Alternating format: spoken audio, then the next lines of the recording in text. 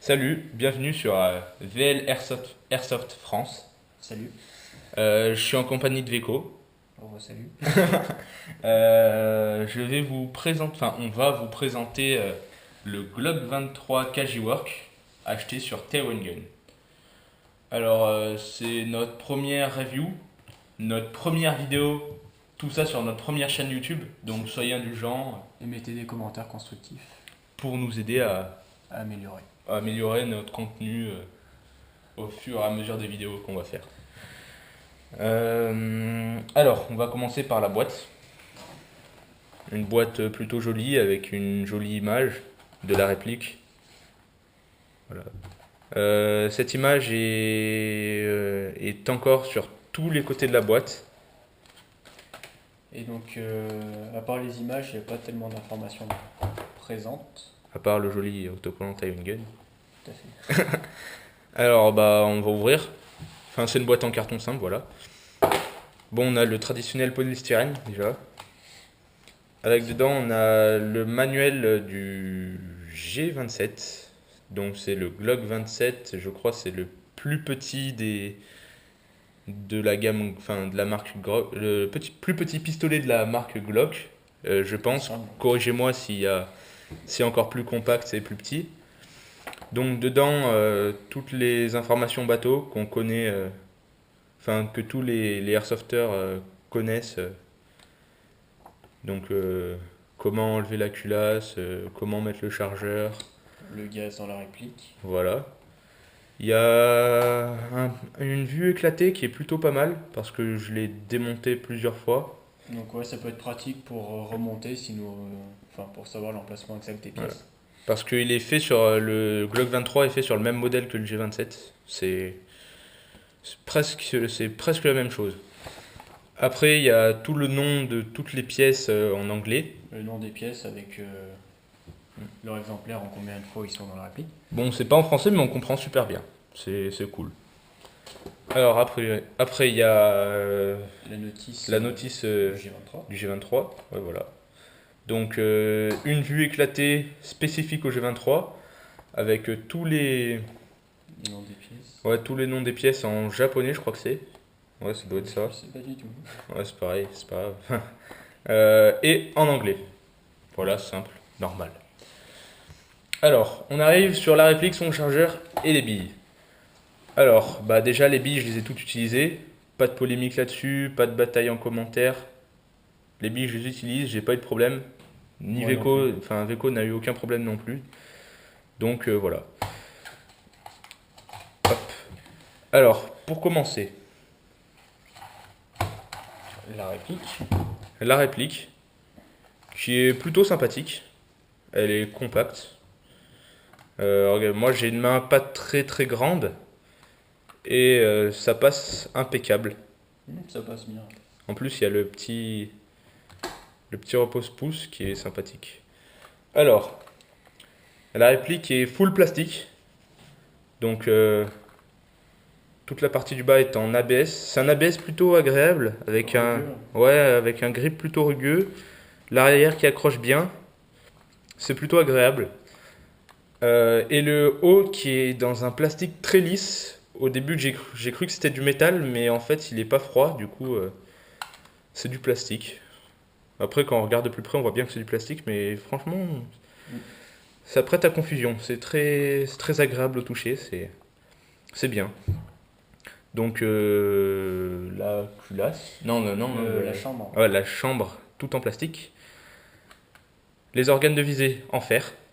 En aluminium, si je dis pas de bêtises. Avec des points blancs. Et pour l'acquisition, bah, simple. Bah, Voilà. c'est classique. Hein. Après, Le chargeur. le chargeur full métal, sauf cette petite partie en plastique dur. Et le talon à l'arrière. En plastique dur aussi. Bon, ça en plastique dur, dommage, parce que ça a tendance à casser. Moi, le mien, je fais super attention, donc je le casse pas. Mais si c'était en plastique mou, ça serait plus sympa. Voilà, on n'aurait pas peur Mon risque. de lâcher ça. Bon, la valve, trucs normaux, on met le gaz par ici. Voilà, normal. Hop. On va le laisser comme ça. Pour les caractéristiques de ce pistolet, donc il a été acheté sur Taiwan Gun au prix de 44,88 €. Oui, c'est ça. Il pèse 605 grammes. Il fait 172 mm de là à là. Il y a 21 billes, enfin il peut tirer 20, enfin il y a 21 billes dans le chargeur plus une qu'on aura préalablement chambrée. Bon, c'est peut-être ça sert peut-être pas à grand chose, mais moi j'aime bien. Voilà. Voilà.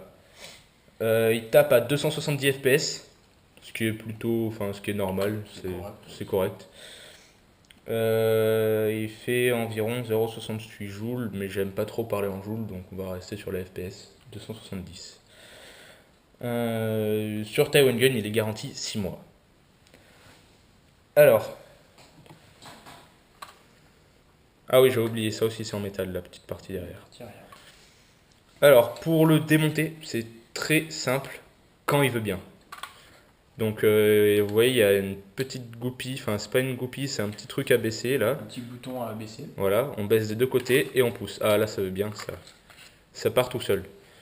Donc, toute la partie interne de ce côté est en acier, voilà. Donc, j'ai pas d'aimant sur moi, mais je crois que ça marche. Je pense, oui. Ouais, faudrait essayer, mais j'en ai pas à proximité là. Je pense que c'est soit de l'acier ou de l'aluminium. Ouais, voilà. Donc,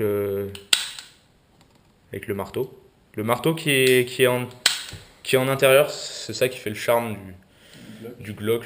Donc voilà, toute cette partie en plastique. Après, dans la culasse, ça c'est plus difficile à démonter. Enfin, c'est normalement facile à démonter, mais c'est mis bizarrement.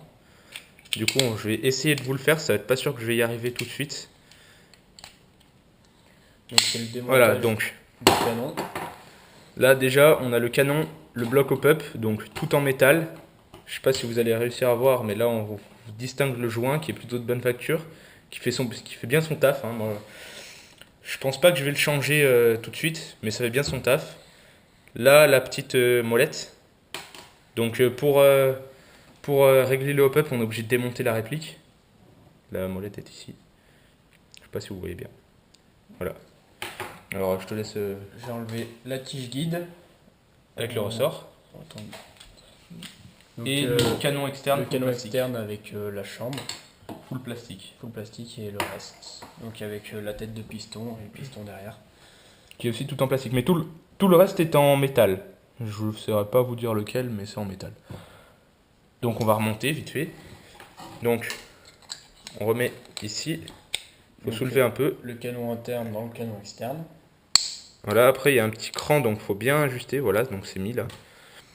On va remettre ça comme ça et on va clipser. Hop. La tige guide qui se place à l'avant. Et voilà. Et donc on va reposer, on va mettre ça dans les rails. Voilà. En place. Bon, les avantages, les inconvénients. Les avantages, c'est que c'est une bonne réplique, elle est jolie, elle est plutôt de bonne facture. On voit la ligne de moulage, mais ça fait pas des gros pâtés dégueulasses comme on pourrait voir sur certaines répliques. On a des marquages. Ouais, elle est plutôt. Ah oui, les marquages. Bien joué. Donc là, gravé dans la masse, on a le numéro de série. Après, là, on a le Made in Taiwan. Je pense pas. Enfin, revenons sur le numéro de série. Je suis un peu embrouillé. Le numéro de série, il est unique. On peut le retrouver ici, sur la sécurité qui bloque tout le système. Donc on tire vers le bas. Moi, j'ai pas d'ongles. J'arrive pas trop. Tiens, tu peux essayer de. Ouais. Pas la peine de l'enfoncer au max. Ah, voilà. Donc voilà, on a juste à la tirer vers le bas et ça bloque pas, c'est censé bloquer. Ah voilà, là elle est mise à fond et ça bloque complètement tout le système. Donc la culasse et la détente. Voilà, donc après on remet et là tout marche. Après, autre avantage, culasse plastique utilise très peu de gaz. Donc avec une charge de gaz, je peux faire 2 chargeurs et demi à peu près. Ouais, c'est bon. Donc rappelons 21 billes par chargeur. À part quand il fait froid. S'il a un gros inconvénient, c'est le froid. Il marche bof bof, il a tendance à beaucoup dégazer. Quand je dis froid, je parle de entre 5 et je crois mon maximum c'est moins 5 en partie. Ça doit être ça, ouais. À peu près. À peu près. Donc quand je dis froid, je parle de ça. Après, quand il fait une température normale de 10 à 30 degrés, ça marche super bien. Donc, défaut? Est-ce qu'on peut remettre la culasse en plastique en défaut? Oui, on peut remettre la culasse en plastique en défaut. Moi, j'ai peur que si je mets du gaz trop puissant, et ben, que la culasse explose littéralement. Enfin, que ça se casse, ouais. Parce que c'est plutôt fragile. Même si avec moi, j'utilise du gaz Walter.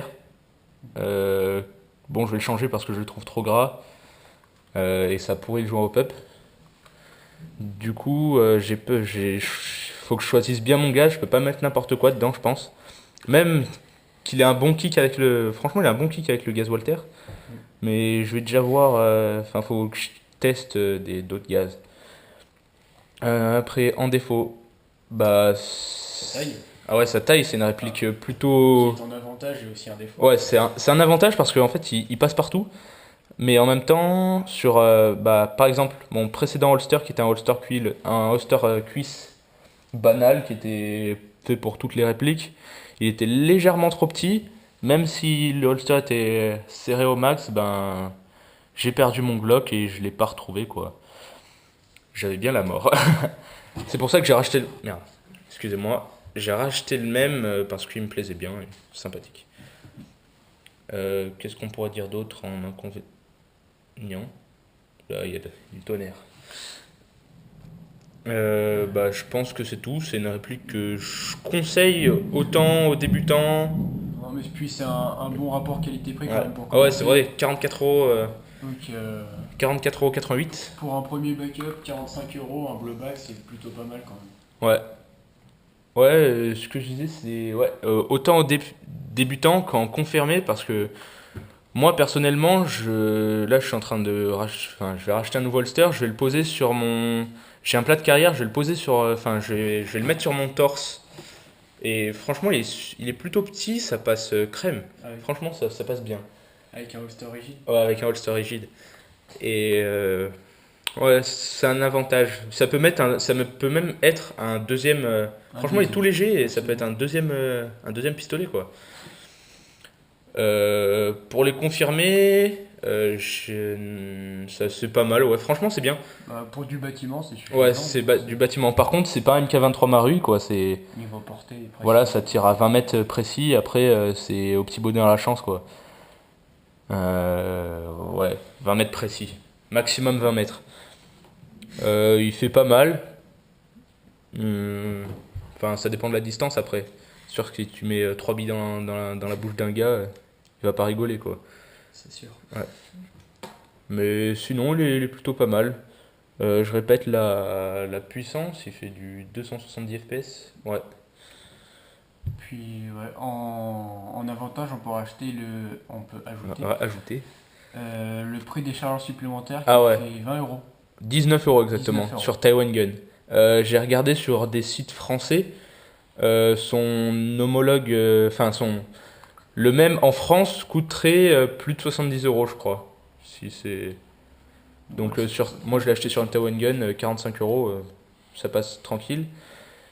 Et sur les sites français, les chargeurs sont au même prix, 19 €. Donc ça. Ça peut être un avantage, ouais. Comparé, on voit des répliques avec des chargeurs de PA qui font 60 euros. 60 €, c'est ouais. Ouais. Mario. Ah ouais, Marui, c'est pas la même chose. Non, c'est à part. Quand t'achètes un. Ouais, voilà, on va pas faire un débat là-dessus. Bon, bah, merci d'avoir regardé les vidéos, la vidéo. On vous souhaite une bonne journée, une bonne nuit, une bonne après-midi, ouais, tout ce que vous voulez. Bon, bah, au revoir et merci d'avoir regardé la vidéo. Salut.